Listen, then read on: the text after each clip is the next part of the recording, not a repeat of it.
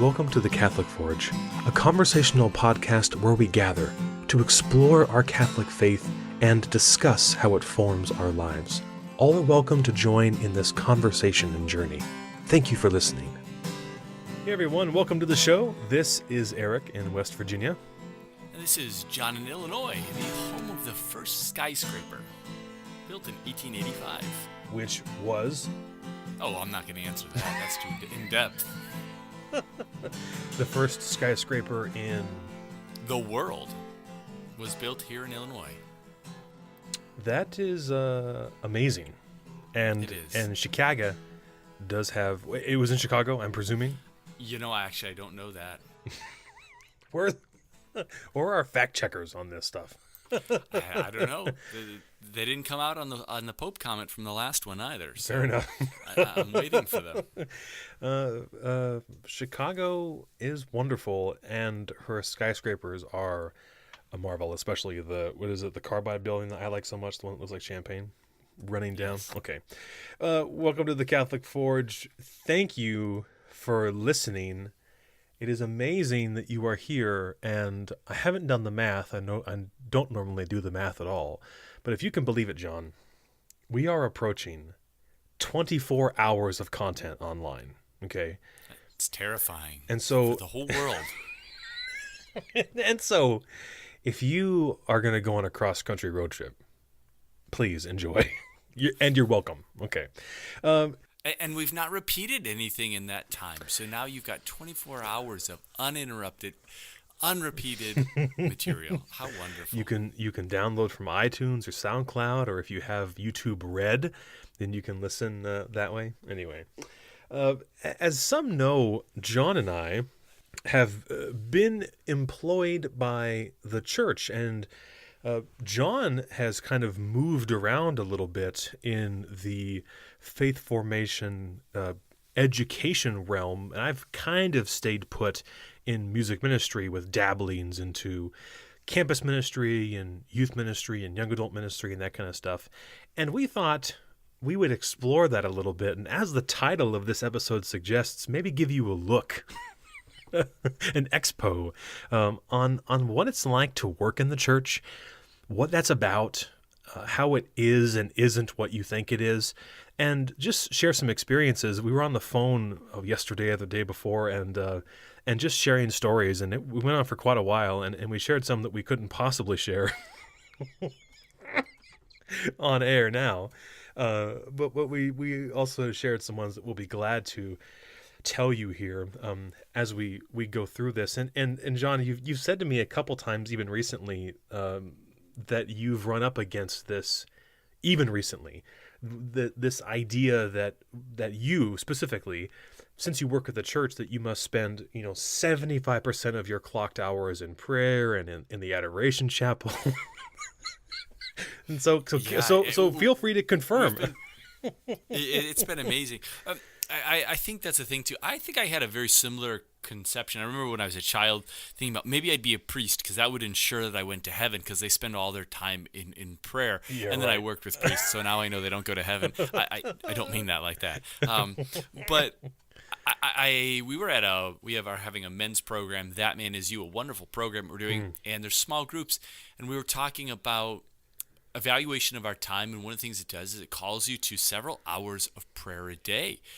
And we were all shocked, of course, because hours of prayer a day seems like such a monumentous amount. But then somebody says, but that's not fair because John's here all the time.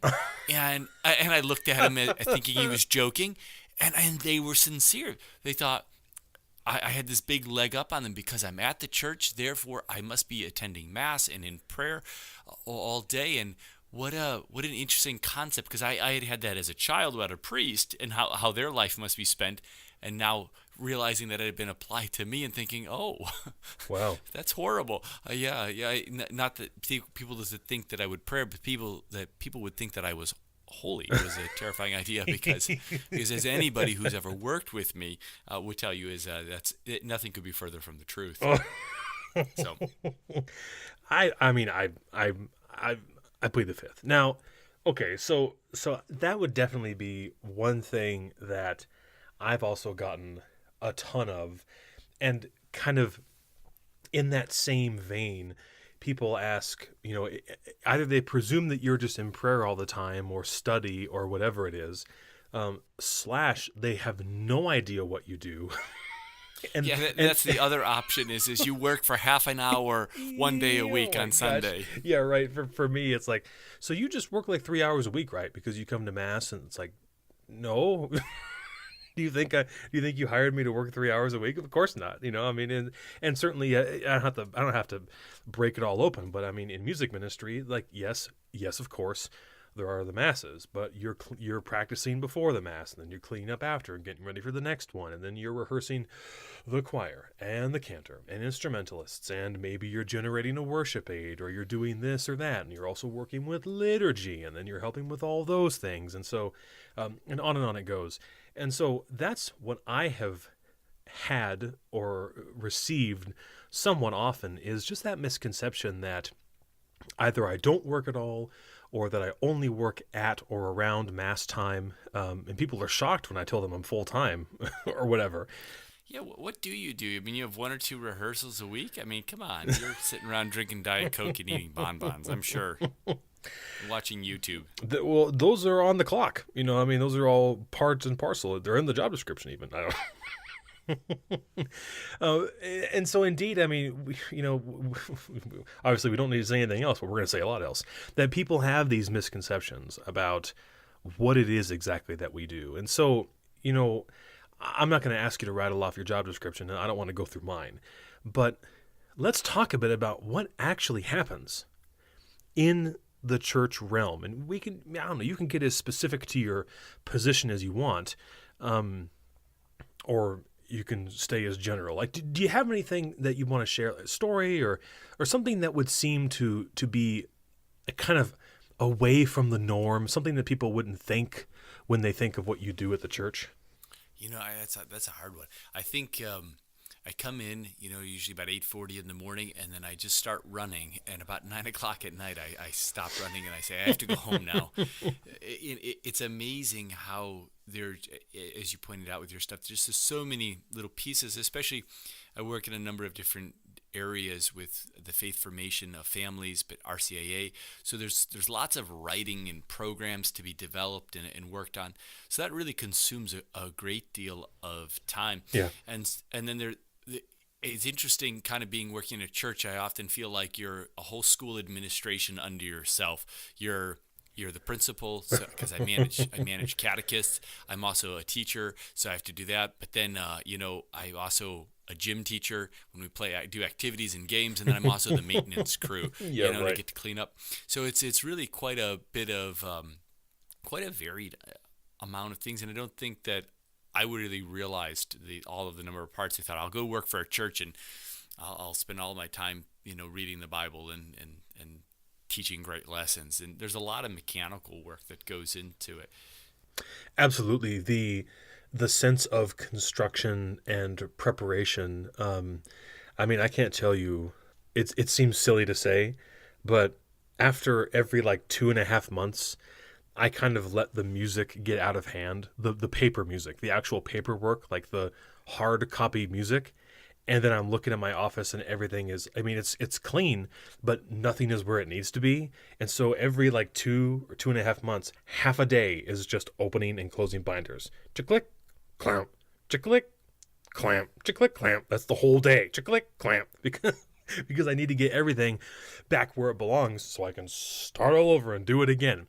Or it's, I mean, the correspondence alone, just keeping in contact with people, especially the people who are doing things imminently or you're planning for the future, the planning, the preparation. In liturgy, we're talking about liturgy committees, and right now at the recording of this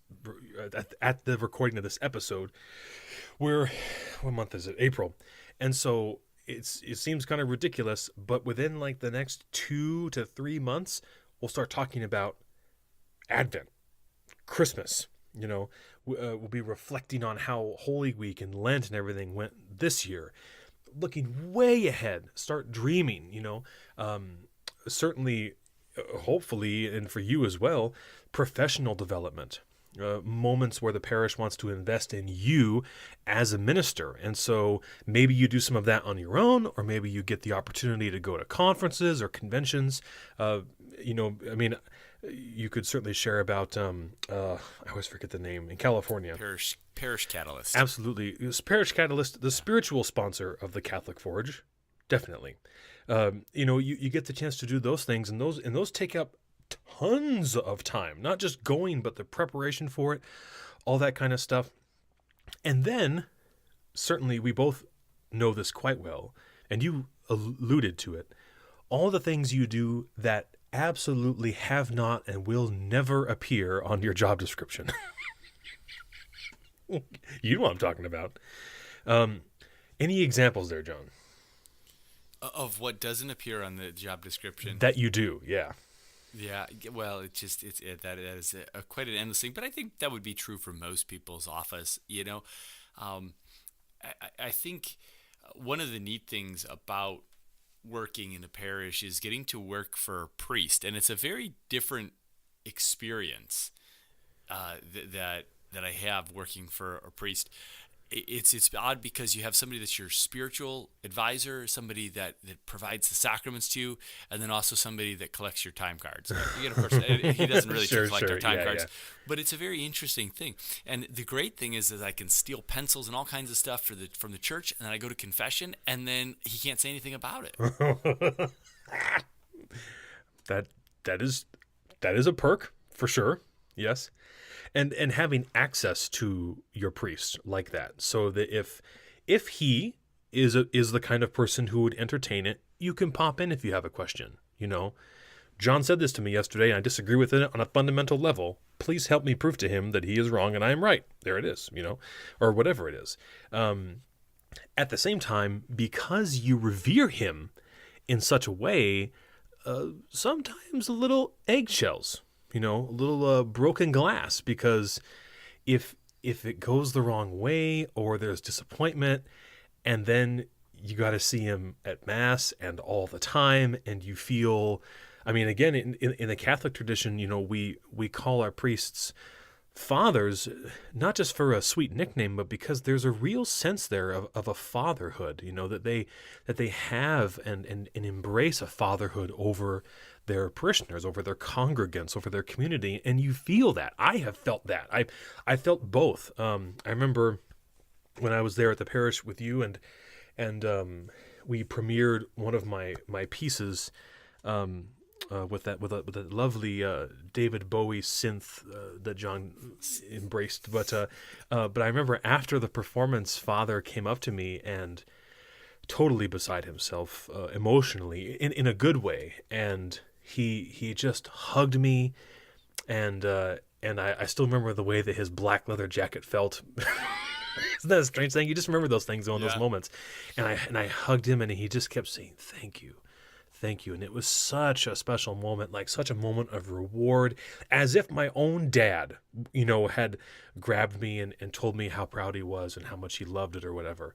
And then I can remember times when I did something that he did not like, and the way his brow furrowed and the way his face got red. And I don't just. It wasn't just like having your boss disappointed, that you didn't sweep up. It was. Dad's upset at you too. Yeah. Yeah. It wasn't like, well, okay, and now you're gonna shove off and just take the rest of the day off. You're like, oh, nope. It's a different response. Yeah. Go ahead. Yeah.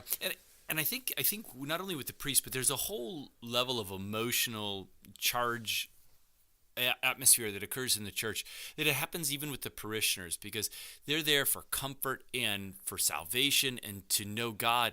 And so you're never just an employee, and in fact that's probably the least thing that you are as an employee, as you are a person to them that is someone to walk with them in their journey.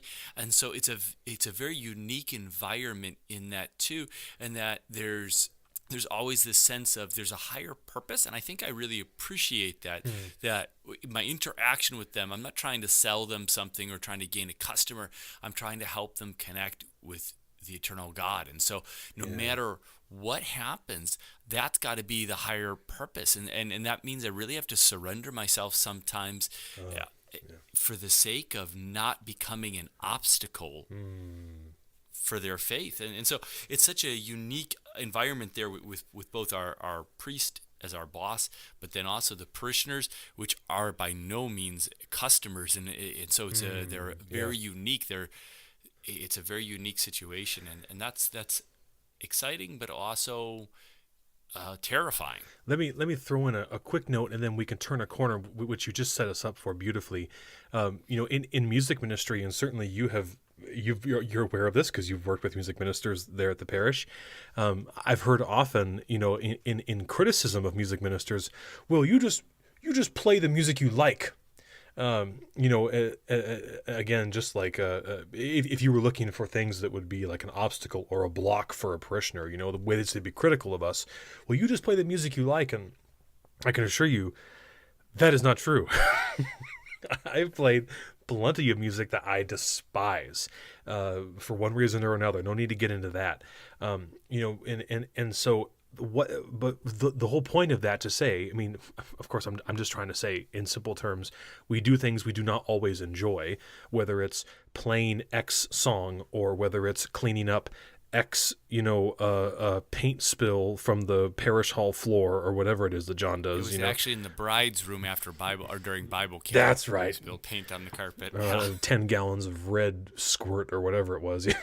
Paint. Oh my gosh. But the whole point being that sense of sacrifice that you talked about is because I think that we share a real profound truth in that working at a parish is different than other jobs. Now, I'm not trying to put down anyone in any other occupation on the whole. I'm not trying to demean anyone or say that anyone's job is less important or more important, because you have a fleet of people right now, in KFCs across our great nation, which are providing beautiful fried chicken for the masses, and so on and so forth. So we honor many people in many different jobs and occupations.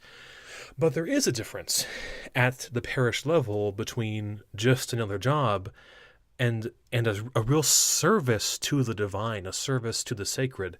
And so we would use the word ministry and use the word vocation to describe that. Before you got into this, what did you do? What was it? Yeah. You mean career-wise? Right. Yeah. My undergraduate was in biology and chemistry, and I was working for the conservation district in a position that I just absolutely loved. We were doing environmental restoration. I had a group of interns under my charge. We'd go out and use chainsaws all day long and be out in nature. We'd count birds. We'd count fish. It was just phenomenal. I absolutely loved every minute of the job. And there was still a longing in me, though. I was doing what I absolutely loved, what I had studied for, and yet there was this feeling it was too ephemeral, it was too temporal. And I wanted to work towards the eternal, and of course that's why I ended up going back then to school for theologies, because I had this great love of God and wanted to share that with others, and I wanted the tools to be able to do that. So like you said, all jobs are beautiful and wonderful, but I really felt called to something that was longer lasting, that it had it had an eternal impact, and that's what really moved me into ministry. And I think now, if I were to reflect back on it, I could recognize that working for the church was not the only way to do that. Yeah. But for me, it was the next step. And so, if at some point in time down the road, in the future, if I don't work for the church, that doesn't mean that I still can't be working for the eternal. Yes. And working for other people's salvation. So it's not to say that working in the church is the only way by which you could do it, but that was the only way that I could see fulfilling it in my life at that time. That's a beautiful tale, and especially because I think now looking back, you can see that you were in the service of God's creation. And certainly I imagine that you probably exercised to some degree, that sense of ora et labora, work and prayer together. But still, there was something calling, something summoning, something challenging you. And that is where we're kind of at, is that it is a calling, it is a summoning. But I would definitely not only corroborate and reverberate, but affirm what you said in that I look down the road too and wonder, could there ever be a time in my life when I don't work for the church proper, but could serve in a different way? I don't mind saying that since this has been really my only considerable career path, I don't know what that would be, but I'm not closed off to it. I mean, if it was the way that God led me, of course, I'd be excited to do it. But like you, I think I'm kind of on the other side of that coin where I feel like, personally, if I were to leave music ministry, liturgical ministry, that I would somehow be turning my back on God, shunning his gifts. And I know that's not a wrong way to feel, but I think my phrasing in my head might be a little broken because it wouldn't be at all if it was the hand of Jesus leading me into something new, into a new phase of ministry or life. I understand that concept. I can't imagine what else I could do. I so much love what it is that I do now. Yeah. It's hard to imagine doing something else, but I do need to be open that if God were to call me on to something new, and I'm sure he will, that I'll be open to that idea. Absolutely. And to make room for others, it's a brilliant thing within the church that priests are moved, every so often, depending upon the diocese. After years, they're moved so that there will be different shepherds and ministers that will be leading those people. And so with the same thing with me, I'm in a ministerial position where I am not everything, and so it is important that others step in and do. And so there will be time for me to move on, and when it's time for God to call others. And so I can't imagine what it will be, but I expect that God will open the doors and open my heart to those things. It is, I don't know how I want to say it, but I mean, I think we both share it. I think we've kind of discussed as much that it is exciting to see other possibilities and opportunities kind of growing on the horizon. And this is where the church work isn't entirely unlike what you would think of as more like proper business or administration. That's not the word I want to use, but like you're thinking strategically, what can I do in the future that will be the greatest good for the most people? And frankly, although not to throw all the cards on the table, that's part of why we began the podcast, because we believe that this surge of ministry happening in new media is a way to connect with you and hopefully to reach, as Bishop Barron, another spiritual sponsor of the Catholic Forge, as he said, to reach and minister far beyond the walls of the church, to embrace new media. Those were his words. And so it's exciting to think about other opportunities that are on the future and in the future. And not that we're betting on podcasts or anything like that, but just to see that the Spirit is moving and that we are not stuck, that we are not so firmly planted in one thing, but that truly God could lead us not only into, greener pastures, and you don't want to get that whole the grass is greener thing coming into play, but you know what I mean. Please stop me. I'm rambling. John, please. I think the idea is that we're not married to the method. We're married to the message. I'm not devoted to the method by which I feel called to share and evangelize and share the gospel message. Yeah. I'm married to that message itself. And so that's what's so wonderful about having this opportunity to do a podcast, is that it's another avenue in which we can express that greater passion. Yeah. Let me throw this at you. People ask all the time, what's it like to work in the parish? And since I don't want to, talk for 25 minutes with them like I have here, I don't mind. But I just get real with it. I say, there are parts of it that are unbelievable. But we are also profoundly involved in and I'll use the word super duper lightly, so in italics with big air quotes, the politics of people. And without a doubt, the most powerful moments of ministry have been those intimate encounters with people and unexpected. and aren't they always, or somewhat always, when that person walks in your office and they you know it's going to be a good one when they close the door and they brought you a milkshake, and then you initiate the conversation, and they open their heart to you, and you were just working on music for Christmas, and suddenly this person has poured their whole life into a bowl and handed it to you and said, now stir me up and fix me. But then the imminence and the importance of your position and your role, that you have not only, that God has not only put you in that position in that moment in time, but that you have also gained the trust of the people that you serve.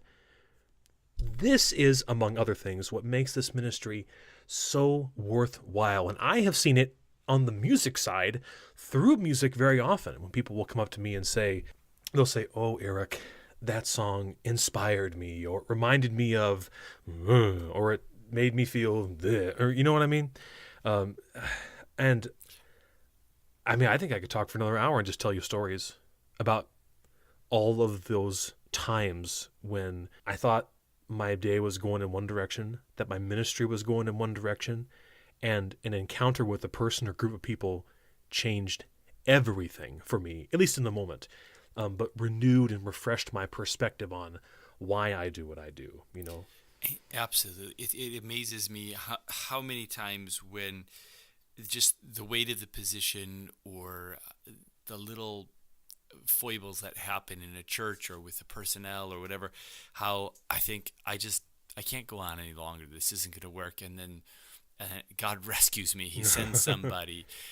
And of course, that's what's wonderful about the church, is that he's sending us to help rescue others, and then he's sending others to rescue us, and yes. always be leading us as a community towards that higher goal of heaven. And it is astounding how God gives those little opportunities back to you. And sometimes years later, somebody will come back and say, hey, you said this. And I'm like, I did? Oh, boy, that sounds pretty good. I can't believe I said that. And it meant something to them. And that's so lovely that God puts those little opportunities in our life to see how us pouring ourselves out was not for nothing. Yes. There really was some beauty in that. Absolutely. And so just as a final encouragement, we would admonish you, whatever community you're in, and we have no way of knowing that. This is pretty much a one-way street. And so in your own life, in the place where you work or in the place where you worship, perhaps you're a church worker too, or you just attend a church or worship there. Not only do we admonish you to be kind to your church workers, but to try and understand that, I mean, I'm not saying they're just like us, but probably pretty close in their sense of journey, in their sense of development, in their sense of walking with God and with God's people. Certainly, I have always appreciated those really random acts of kindness. I know John gets them a lot more than I do because I'm more standoffish. I hide behind my piano, which I prefer, but I'm also a nicer person. that's what I said. But I love getting a little note every now and then. You know, your music is so, or whatever they say. It means so much to me because I think that it's really easy to be taken. How would you phrase that? To be taken granted of, to be taken for granted. Take it for granted. Yes, thank you. I think it was taken. I want to say taken, to be taken for granted. Because I'm more than a piano player, and I see myself as more than a piano player, you know. And John is far more than just the director of religious education, you know. And so be kind, charitable if it's possible, you know, and that pours back into the community, that gives back into the parish community. Final thoughts? Yeah, that's an odd request. I wouldn't encourage people to do that. Not that I would discourage them from doing that. It seems like an odd thing. I'm never quite sure when I get those letters or the people stopping in quite how to take it, because if I have anything, it's not mine, you know. And Sure. I really recognize that if I have done any good, I was a useful idiot of the Holy Spirit, you know, that I let the Holy Spirit speak through me, and so I'm in general though uncomfortable with people giving me a praise. So it's a different dynamic. But I can see where it would be valuable. And Eric is very broken and needs a lot of love. So make Yes, sure you absolutely, please. No, I'm teasing. It is of course, and this is true for everyone. In all positions, that helping people to be seen as people is so valuable. And so whether they're working in a hospital or a restaurant, to look at them, to see them, to recognize them and value them for who they are and not for just the service that they provide you is always a good Christian value for us to have. And so I think you in mentioning that call forth that thing that we should be doing for all people, seeking them and seeing them, even if they're people that are serving us, to see them as fellow people and not just a means to an end. Yes, you rescued me well there from my own conventions. Thank you. That's okay. It's all good. And this has been the Catholic Forge. And we'd like to close this episode, as always, with a prayer and a blessing. May God the Father, God the Son, and God the Holy Spirit bless you, guard you, and lead you to eternal life. In the name of the Father, the Son, and the Holy Spirit. Amen. Thank you for listening to the Catholic Forge. We hope you've enjoyed this episode and will leave us a positive rating on iTunes, SoundCloud, or YouTube. Please continue the conversation with us on Facebook or Twitter, and to get a hold of us, you can reach us at thecatholicforge@gmail.com. For more information, visit us on the web. Does anyone say that anymore? On the web? On the interweb, yeah. Visit our website at www.thecatholicchurch. Yes, The Catholic Forge. We are the Catholic Church now. We've taken over.